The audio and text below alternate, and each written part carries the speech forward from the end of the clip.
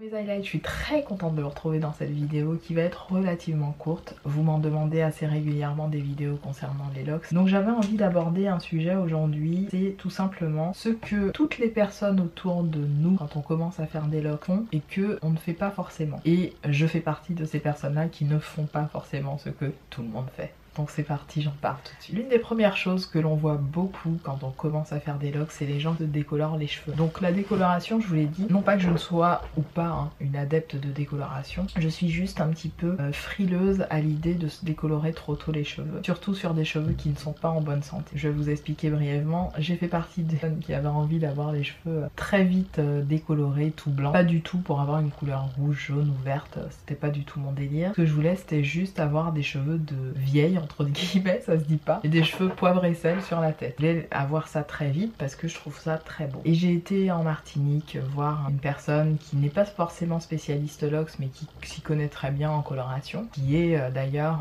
une personne qui s'est maquillée, qui s'est coloré le cheveu, etc., qui s'appelle Harley. Je vous remettrai ma playlist ici, qui parle d'ailleurs de toute mon évolution capillaire, du début de mes locks jusqu'à aujourd'hui. Et j'avais envie en fait de faire une décoloration et c'est cette personne elle-même qui m'a dit mais t'as qu'à laisser le temps faire en fait, du gris cendré etc, t'as pas besoin de moi. Et il avait tout à fait raison et c'est pour ça que c'est important d'aller voir des spécialistes qui peuvent un peu vous ouvrir les yeux sur une réalité capillaire que vous ne maîtrisez pas toujours, pour vous faire prendre conscience que parfois aller trop vite ça ne sert pas à grand. Donc j'en viens à la chose suivante, c'est que quand vous avez vos locks toutes jeunes qui ont à peine 2 ou 3 ans, effectivement, non pas que je sois j'ai une idée vraiment glacée sur le fait que se décolorer les cheveux c'est mal, c'est pas ça. En fait, bien évidemment, comme bon vous semble, je suis personne pour vous donner comment dirais-je, un ordre par rapport à votre style capillaire. C'est les cheveux ils poussent sur vous, pas sur moi. Maintenant, c'est vrai que j'aurais une personne de mon entourage qui me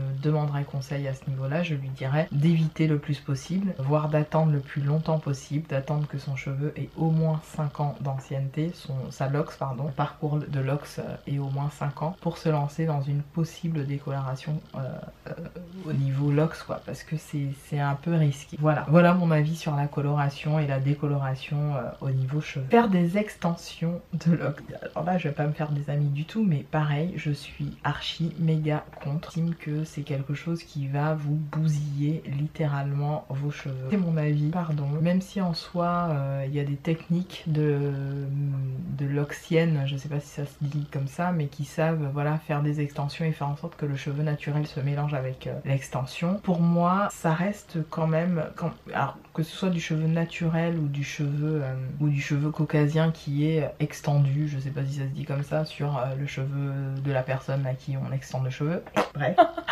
Je pense que c'est une mauvaise idée parce que le naturel reprendra toujours ses droits sur votre tête, dites-vous ça. Parce que vous êtes finalement la personne qui connaît le mieux votre cheveu, c'est vous qui le portez, et le fait d'avoir ce poids extérieur à votre lock, même si ça se mélange, c'est un risque que votre lock tombe. Pour moi, uniquement pour moi. Maintenant, si vous savez que aller vers tel ou tel professionnel fera en sorte que voilà vos locks soient plus longs plus rapidement et que c'est vraiment ce que vous voulez, faites. Mais moi, je vous déconseille vivement. Je vous invite à laisser le temps à votre cheveu, encore une fois, laisser le temps à votre cheveu de s'installer parce qu'une locks, moi j'estime avoir encore des baby locks. Personnellement, après 4 ans, pour moi, les locks que j'ai sur la tête, c'est encore des baby locks, c'est pas encore des vrais locks. C'est bizarre, hein, elles sont pas assez vieilles pour moi, elles ont même pas 4 ans, donc pour moi ça reste des baby locks qui ont juste poussé, c'est tout. Et je trouve qu'elles ont pas encore l'aspect de vrais locks. On dirait des vanilles défaites, mais on dirait pas des vrais locks, quoi. Enfin, après c'est mon avis. Mais ce que je veux dire par là tout simplement, c'est que le fait d'extendre, d'allonger un cheveu, ça l'affaiblit forcément. Donc je vous déconseille vivement de vous lancer dans cette histoire d'extension de locks. Voilà. Allez régulièrement chez un lock styler. Non pas que je sois contre, mais je pense qu'à partir d'une certaine longueur, on peut s'en passer. Par exemple, là, moi, je sais que ma plus grande peur, c'est que mes cheveux deviennent plus longs. Vous voyez, je les ai ici. J'ai pas vu à quel moment mes cheveux ont poussé autant. Au niveau de mon dos, j'ai même pas besoin de tordre ma main. J'attrape mon cheveu. Ah, je me tire les cheveux. Bref, je me rends compte que voilà, mes cheveux ont poussé à une vitesse incroyable. Et ma peur, c'est que il m'arrive un jour aux fesses et que je sois plus capable de, si vous voulez les entretenir. Ça me fait peur. Maintenant, allez chez un lock styler, dites-vous bien que vous êtes le meilleur engrais pour vos cheveux, c'est-à-dire que c'est vous qui apportez tous les nutriments, les minéraux nécessaires à votre fibre capillaire, ce n'est pas le lock styler. Donc c'est vous aussi qui sentez votre cheveu, qui voyez s'il est sec, qui voyez comment il est, vous voyez ce que je veux dire. Sincèrement perso, je pense que tant qu'on est capable de faire son shampoing et pour certaines de faire ses routines correctement, pas besoin d'aller chez un lock styler, vous êtes le meilleur lock styler que votre lox ait besoin, c'est vous. Ensuite, autre point qui va aussi faire crier dans les chaumières, c'est le fait de mettre du gel. Alors j'ai vu, c'est la nouvelle tendance hein, sur Instagram, les nanas qui ont les cheveux loxés comme ça, ou voir les micro-loxés, elles se font des baby hair. J'ai même vu une nana se dessiner carrément des baby hair sur la tête. J'ai fait moi, bravo.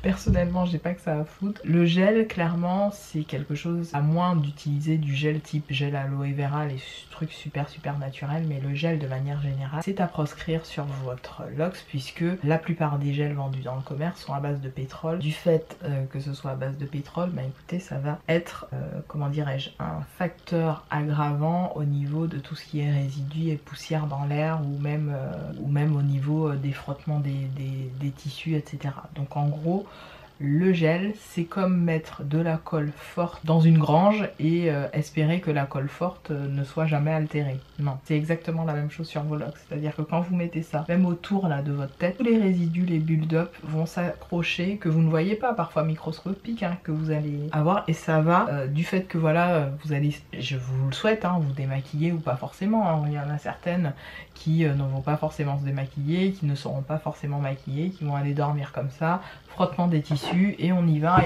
et pendant ce temps la lox pousse, et pendant ce temps bah, ça prend, toutes les merdes se rattachent à votre lox. Évidemment, c'est à proscrire, je vous le déconseille fortement parce que c'est pas bon, ni pour votre peau, ni pour la lox, pour après enlever ça de votre peau et de votre lox. Tout simplement. Ensuite, fait de faire des masques capillaires. Alors la plupart des gens en font pas forcément. Moi je sais que j'aime faire des masques capillaires, même crémeux hein, sur mes locks. À partir du moment où le masque fond un minimum, j'arrive vite à l'enlever, donc c'est pas un souci. Par contre, quand c'est un masque trop épais comme celui de chez Jisoo qui est vraiment compliqué à retirer, ça typiquement quand je me fais un masque de ça, il faut que je le pose au moins 24 heures avant pour être sûr que le masque a un minimum fondu sur ma tête pour que quand je le retire, vous voyez, ça puisse se retirer plus facilement. Donc faire des masques capillaires, c'est quelque chose que moi j'ai mis en place, que je sais que rares étaient les personnes autour de moi loxées avec des locks qui faisaient des masques capillaires. Et pourtant moi je le fais encore. C'est l'un des rares trucs que j'ai continué à faire alors que la plupart des personnes autour de moi ne faisaient pas. Mais ça me fait un bien fou à mes cheveux faire des masques. Je le fais une fois par mois. Je ne le fais pas plus parce qu'une fois par mois c'est largement suffisant. Alors ça peut être un masque d'huile ou un masque mélangé, huile et crème à la fois. Je mélange, j'applique sur ma fibre capillaire et je laisse poser 24 heures. Grand max 24 heures. Donc généralement je dors avec. Si je le laisse pas poser 24 heures et que je vous le dis, je suis censée faire mon shampoing le dimanche ou le lundi ou le mardi, bref que les 10 jours pleins de non-lavage sont passés, à ce moment-là je laisse poser toute une journée et je suis pressée parce que souvent je veux me laver les cheveux rapidement. Dans ces cas-là j'utilise, vous savez, l'espèce de bonnet gris là qu'on met sur la tête avec le sèche-cheveux pour activer encore plus la chaleur. Je vous mettrai une photo si j'y pense, et à ce moment-là je peux ensuite retirer le masque, me laver les cheveux et faire ma vie tout simplement, tout naturellement. J'ai encore mes locks resserrés à la base puisque j'ai fait mon shampoing il n'y a pas très longtemps, avant-hier pour ne rien vous cacher. Ensuite, dormir, non, faire un vapeau, Faire un vapeau c'est quelque chose que je ne fais pas par exemple. Tout le monde fait ça autour de moi, je ne fais pas ça. Je ne fais pas de vapeau, j'ai commencé à faire des vapos au début de mes locks, qu'à peut-être un an de locks. Et après j'ai arrêté ça, ça ne me sert à rien. J'ai une crème capillaire que j'utilise qui me convient parfaitement. J'utilise cette crème tous les 5 jours à peu près. Ouais, tous les 5 jours, mais j'ai vraiment pas besoin d'utiliser de Vapo. Le Vapo, ça ne m'apporte absolument rien sur ma loque, si ce n'est que je pense que ça ajoute de l'humidité inutile et ça a tendance à faire en sorte que la loque, les cheveux sentent mauvais parce que entre la sueur, le fait d'ajouter du Vapo, le fait d'ajouter machin, non, moi quand mes cheveux sont humides et que je sors de les laver, j'utilise toujours un t-shirt pour les essorer. Je fais 3 t-shirts, 3 vieux t-shirts dédiés à ça chez moi. Un premier t-shirt pour vraiment enlever tout l'excédent d'eau, t-shirt pour retirer encore le deuxième excédent d'eau et un troisième t-shirt pour juste laisser un tout petit peu d'humidité. Quand mes cheveux sont limite humides, à ce moment-là j'applique un spray de chez Christophe Robin à l'aloe vera que j'aime beaucoup. D'ailleurs je vous ferai une vidéo sur ce sujet, sur les produits Christophe Robin que j'ai utilisés pour mes locks. Est-ce qu'ils ont été bien, est-ce qu'ils n'ont pas été bien? Je vais vous faire une vidéo là-dessus pour vous dire vraiment ce que j'en pense et vous faire une vidéo aussi sur tous mes produits capillaires de manière générale que j'utilise régulièrement pour mes cheveux. Je ne vous reparlerai pas du Head and Shoulders puisque vous l'avez compris que c'est un shampoing que j'apprécie beaucoup et qui vient vraiment nettoyer en profondeur mon cuir chevelu et que j'aime beaucoup. Maintenant je vous parlerai par contre des autres produits dont je ne vous ai pas forcément parlé. Donc le Vapo, non, je n'en fais pas et ça depuis assez longtemps. Autre chose, c'est dormir avec une coiffure protectrice. Alors je ne fais pas de coiffure, j'ai un petit peu de mal avec... un petit peu de mal, non sans que j'ai du mal parce qu'en soi j'aime mes cheveux tels quels. J'aime les avoir lâchés, nature. J'aime pas forcément trop les attacher. Lorsque je les attache, que par exemple je suis au bureau, j'ai besoin d'être en mode je réfléchis ou que sais-je, je vais faire ça. Voilà. Donc c'est pas une coiffure clairement. Ou alors quand j'ai envie de faire genre je suis un peu coiffée, j'ai fait un effort, je tire tous mes cheveux en arrière et je fais une queue de cheval relativement haute comme ça, vous voyez, je sais pas si vous voyez bien mais voilà, queue de cheval haute. Et quand j'ai envie, il y a pas longtemps en plus j'ai découvert cette coiffure, vous allez me voir en vidéo avec si la vidéo n'a pas été encore diffusée. Je fais une espèce de demi-queue comme ça, toujours avec un élastique et je laisse le reste de mes cheveux comme ça, je trouve ça assez mignon.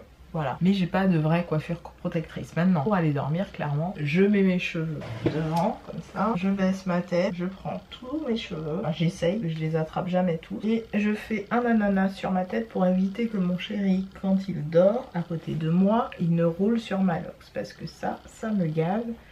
Et en plus, ben rien que ce matin, on s'est disputé à côté de ça. Non mais en gros, voilà, je ne dors pas avec un bonnet, je remonte mes cheveux comme ça, en mode ananas. Et parfois, je pars travailler comme ça, et je me rends compte, arrivé dans les toilettes, que je suis partie sans me coiffer. Mais c'est pas grave, hein, c'est pas dégueulasse, mais c'est juste voilà, pour vous dire que faire des coiffures, pas vraiment. Coiffure protectrice, c'est celle-là. Voilà mes highlights, 15 petites minutes assez rapides avec moi pour vous dire ce que je ne fais pas en tant que loxée.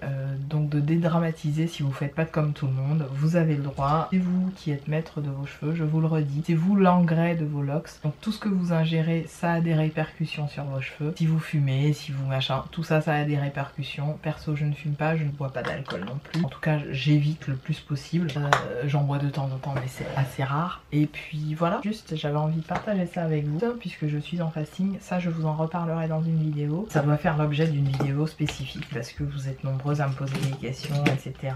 Le fasting, machin, qu'est-ce qui se passe, Peg, explique-nous, blablabla. Je vous embrasse très fort mes highlights et je vous retrouve prochainement dans une autre. Salut.